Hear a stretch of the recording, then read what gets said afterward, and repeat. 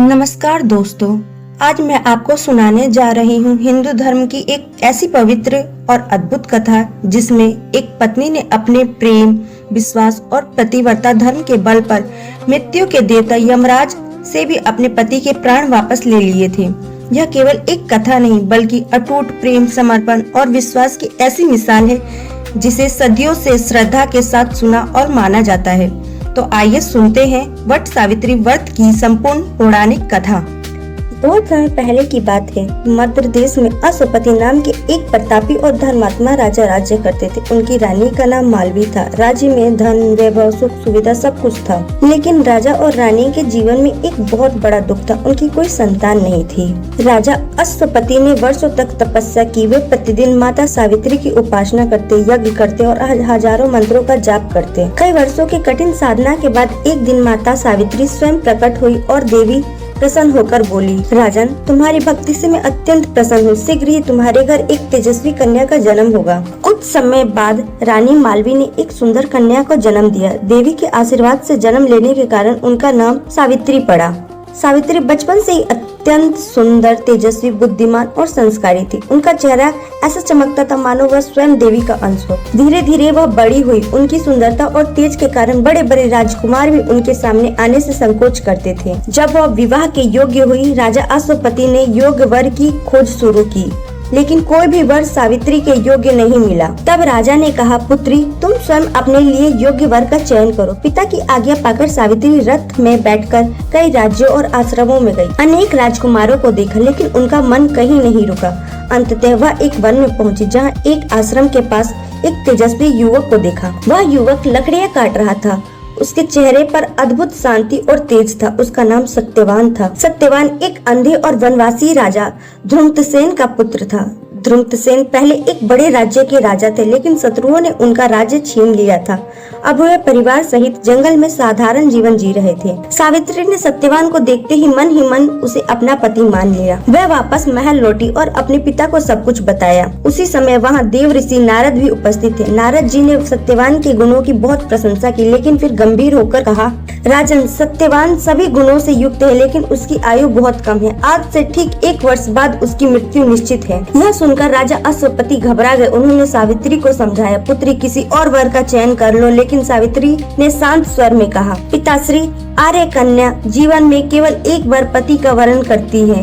मैंने सत्यवान को मन में अपना पति मान लिया है। अब मैं किसी और को पति नहीं मान सकती। सावित्री की दृष्टता देखकर राजा विवश हो गए। शुभ मुहूर्त में सावित्री और सत्यवान का विवाह हो गया। विवाह के बाद सावित्री राजमहल को छोड़कर अपने पति और सास ससुर के साथ वन में रहने लगी। वह प्रतिदिन अपने अंधे सास ससुर की सेवा करती, पति के साथ जंगल जाती और अत्यंत सादगी से जीवन बिताती। लेकिन उसके मन में नारद जी की बात हमेशा रहती। धीरे धीरे 1 वर्ष बीत गए। जैसे जैसे वह दिन निकट आने लगा, सावित्री का मन बेचैन होने लगा। उसने 3 दिन का कठिन व्रत और उपासना शुरू किया। उसने भगवान से प्रार्थना की, हे प्रभु, मेरे सुहाग की रक्षा करना। जिस दिन सत्यवान की मृत्यु निश्चित थी, उस दिन सुबह से ही सावित्री अत्यंत चिंतित थी।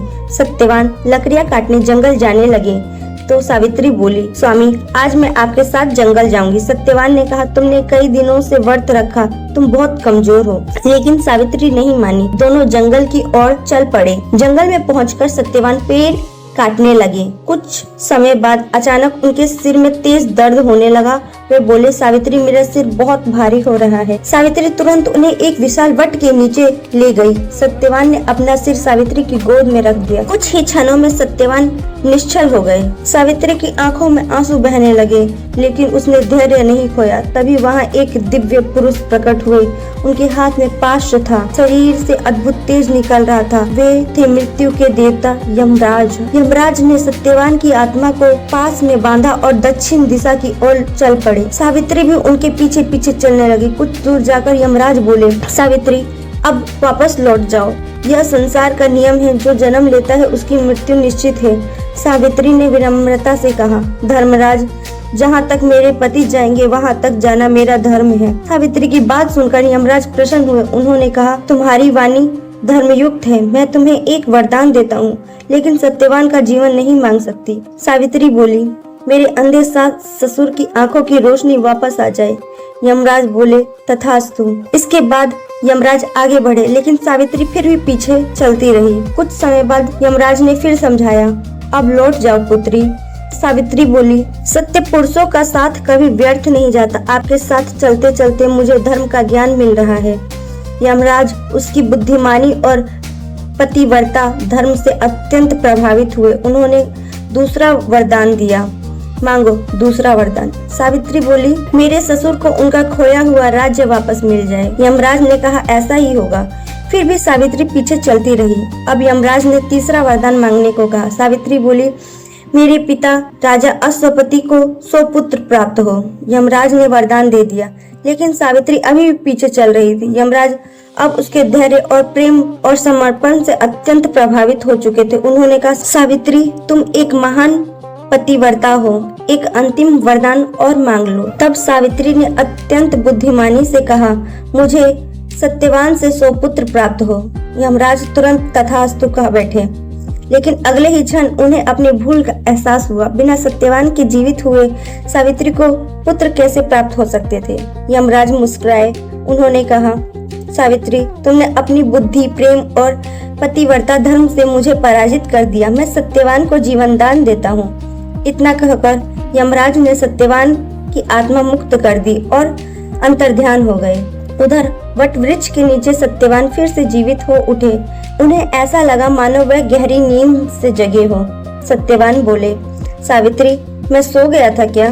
सावित्री की आंखों में खुशी के आंसू बहने लगे। उसने पूरी घटना सुनाई। दोनों वापस आश्रम पहुंचे। वहां उन्होंने देखा कि ध्रुमसेन की आंखों की रोशनी लौट आई है। कुछ समय बाद उन्हें अपना राज्य भी वापस मिल गया। इस प्रकार सावित्री ने अपने पतिव्रता धर्म, प्रेम, बुद्धिमानी और अटूट विश्वास से अपने पति को मृत्यु के मुख से वापस ले आई। तभी से हिंदू धर्म में वट सावित्री व्रत का विशेष महत्व माना जाता है। इस दिन विवाहित स्त्रियां वट वृक्ष की पूजा करती हैं, व्रत रखती हैं और सावित्री सत्यवान की कथा सुनती है। वे अपने पति की लंबी आयु, सुख और समृद्धि की कामना करती हैं। वट वृक्ष को लंबी आयु और अखंड सौभाग्य का प्रतीक माना जाता है। कहा जाता है कि जिस प्रकार सावित्री ने अपने पति को मृत्यु से बचाया, उसी प्रकार यह व्रत महिलाओं के सुहाग की रक्षा करता है। इस कथा से हमें यह शिक्षा मिलती है कि सच्चा प्रेम, अटूट विश्वास, धैर्य और धर्म के मार्ग पर चलने वाला व्यक्ति सबसे बड़ी कठिनाइयों को भी जीत सकता है।